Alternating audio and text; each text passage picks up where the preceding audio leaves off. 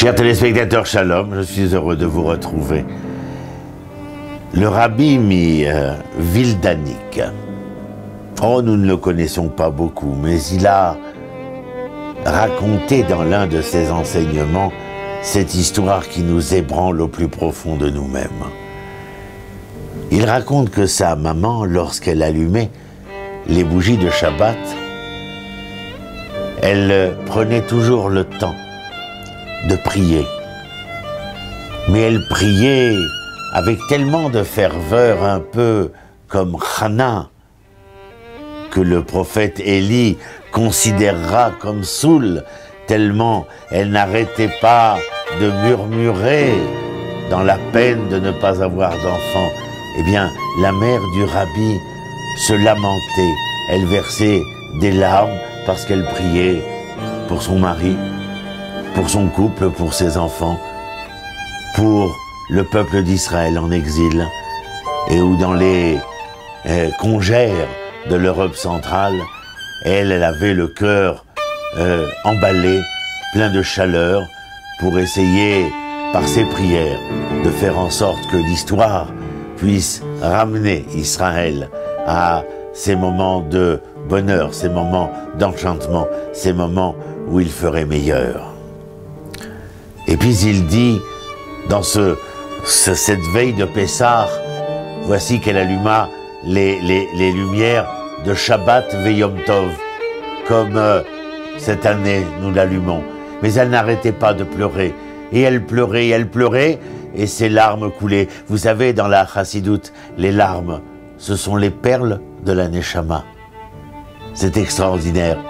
Eh bien, elle avait une telle quantité de perles qui s'écoulaient que les deux bougies qu'elle avait allumées s'éteignirent.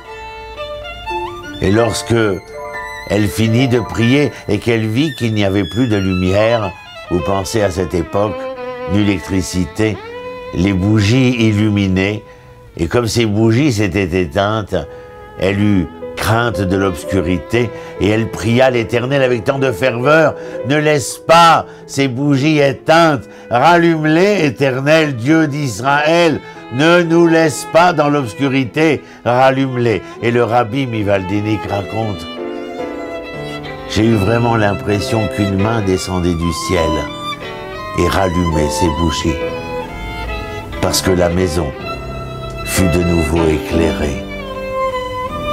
Regardez, les enfants d'Israël ont traversé 1001 vicissitudes.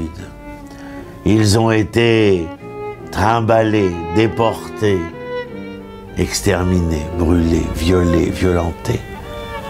On aurait, vous et moi, l'impression que la lumière s'est éteinte. Pensons simplement à il y a 75 ans de cela. Quelqu'un pensait-il que la lumière pouvait se rallumer d'elle-même, alors que toutes les bougies, 6 millions de bougies avaient été éteintes? Et voici que dans un même temps, le peuple d'Israël renaissait en tant que nation, en tant qu'État. Qui aurait pu croire que par les seules prières des mères d'Israël, comme ma propre mère, eh bien, nous aurions pu être les témoins de ce miracle où la bougie éteinte se rallumait d'elle-même.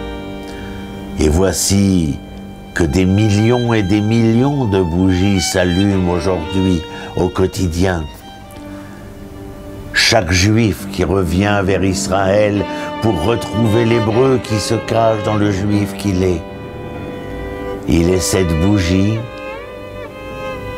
qui va se rallumer et apporter à la Shrina qui n'a jamais bougé des hauteurs du Kotel ouest, du mur ouest, eh bien ramener ces flammes dispersées, ces flammes perdues, ces flammes éteintes qui, lors du retour, sont capables de rallumer la flamme d'Israël dans sa propre essence de liberté pour elle-même et comme leçon pour le monde. Shalom, shalom, à très bientôt.